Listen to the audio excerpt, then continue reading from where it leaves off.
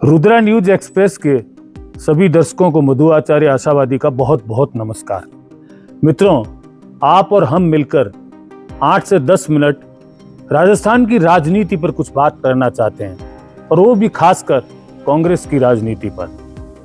कांग्रेस की राजनीति इन दिनों एक उथल पुथल के दौर से गुजर रही है, इसलिए हम उसी पर अपनी बात करना चाहेंगे। इसके लिए हम थोड़ा सा पीछे जाना चाहेंगे।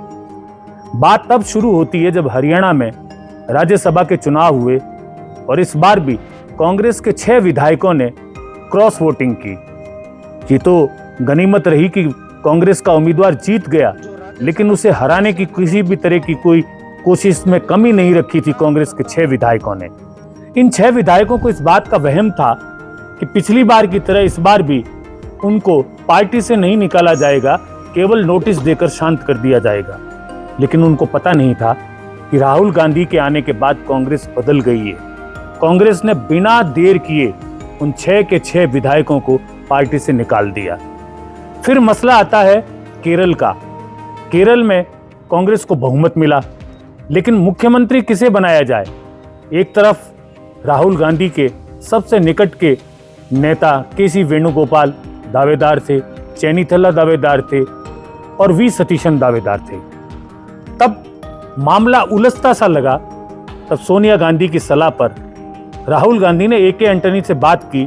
तब उनका एक वाक्य में संदेश था कि हमें इस समय उपचुनाव में नहीं जाना चाहिए, क्योंकि अगर केसी वेणुगोपाल को सीएम बनाया जाता तो लोकसभा सीट का उपचुनाव होता और विधानसभा की एक सीट पर भी उपचुनाव कराना पड़ता। तो तुरंत राहुल गांधी ने फैसला किया और वी सतीशन को केरल का मुख्यमंत्री बना दिया। फिर मसला आया कर्नाटक का।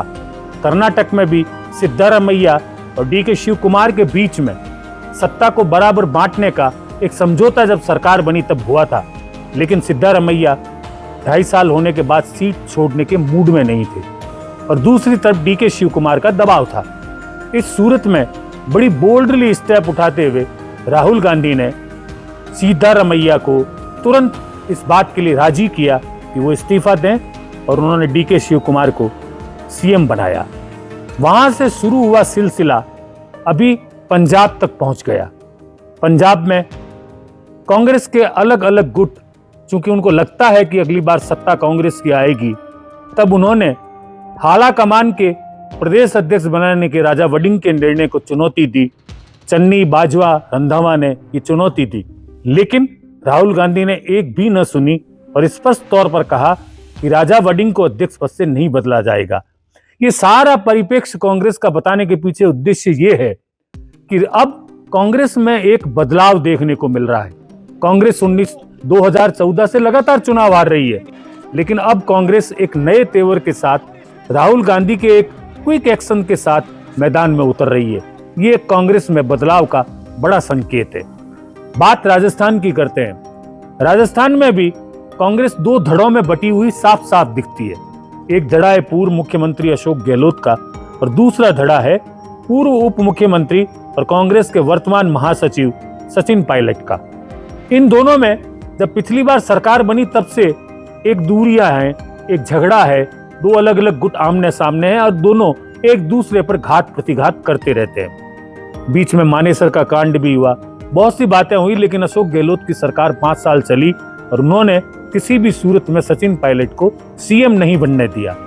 लेकिन अब चूंकि राज्य में भाजपा की सरकार है और राहुल गांधी एक्शन में है, तब वो चाहते हैं कि कांग्रेस को एक ठोस जमीन अभी से दी जाए, ताकि आने वाले 2.5 साल के बाद के विधानसभा चुनाव में कांग्रेस मजबूती से अपनी सरकार को बना सके। इस ध्येय से उन्होंने राजस्थान में कांग्रेस बदलाव की एक स्क्रिप्ट लिखी, लेकिन उस स्क्रिप्ट में से ये बात लीक हो गई कि पार्टी का नेतृत्व सचिन पायलट को दिया जा रहा है। उस बात के लीक होते ही अशोक गहलोत ने ताबड़तोड़ उन पर हमले बोलने शुरू कर दिए और फिर से एक बार मानेसर कांड को जीवित कर दिया।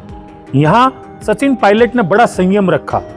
उन्होंने बहुत स्पष्ट तौर पर अशोक गहलोत के बयान पर कहा कि वो मुझे अपने पुत्र वैभव गहलोत की तरह मानते हैं और मुझे बहुत स्नेह देते हैं। उसके बाद अशोक गहलोत एकदम से शांत हो गए। उन्होंने बड़े प्रेम से कहा कि जैसे अशोक जी का स्नेह और लगाव उनके पुत्र वैभव गहलोत जी के साथ है, उतना ही स्नेह और लगाव मेरे साथ भी है। हम सबको मोहब्बत की दुकान खोलनी है, क्योंकि आला कमान ने भी उनको एक स्पष्ट मैसेज दिया कि हम अब किसी भी तरह की अनुशासनहीनता को बर्दाश्त नहीं करेंगे। लेकिन बड़ा पेच बीच में था गोविंद डोटासरा का। गोविंद डोटासरा सचिन पायलट के बाद सबसे लंबा कार्यकाल करने वाले प्रदेश अध्यक्ष हैं। उनको 6 साल पूरे हो चुके हैं। इन 6 सालों में पायलट के बराबर उन्होंने भी अपना एक नया गुट खड़ा कर लिया।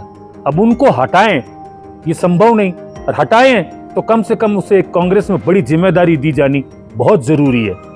तब भीतर ही भीतर ये तय किया गया कि डोटासरा को एआईसीसी में ले जाया जाएगा और उन्हें किसी प्रदेश का प्रभारी बनाया जाएगा।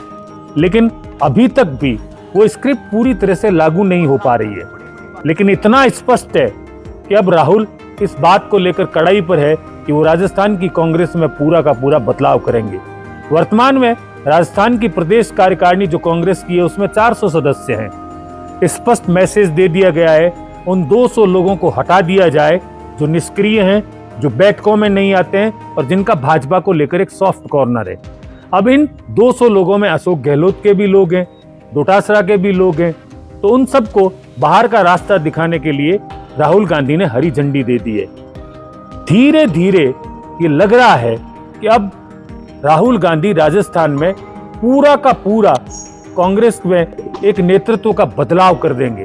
ये बदलाव इसलिए जरूरी है क्योंकि रिजिड हो चुके कांग्रेस के यहाँ के नेताओं की जो गुटबाजी की आदत है, उस आदत को लगाम तभी लग सकती है जब पुराने उन सभी लोगों को बाहर का रास्ता दिखाया जाए जो पार्टी के लिए बोझ बन चुके हैं।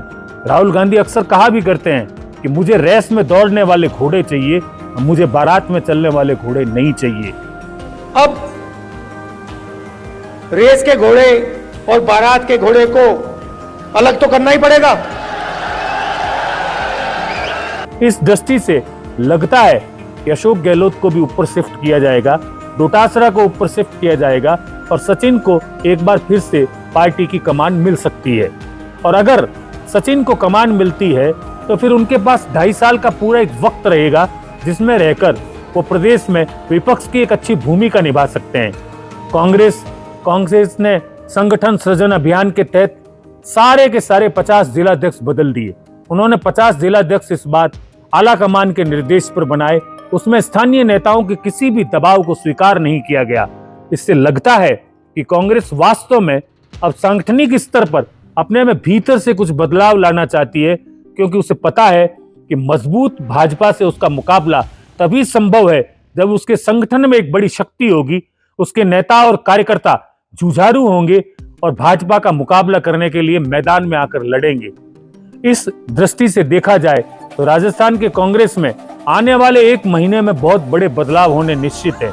ये बदलाव प्रदेश अध्यक्ष से लेकर नेता प्रतिपक्ष तक भी हो सकते हैं। लेकिन क्या स्क्रिप्ट होगी, क्या नहीं होगी, इसका फैसला पंजाब के बाद होगा, क्योंकि पंजाब के सुखजिंदर सिंह रंधावा अभी राजस्थान के प्रभारी हैं कांग्रेस के, और वो भी पंजाब में बगावत पर उतर आए तो उनका भी यहां से हट जाना तय है अब तो, क्योंकि राहुल गांधी किसी भी सूरत में अब उनके हाथ में राजस्थान की कमान नहीं दे सकते।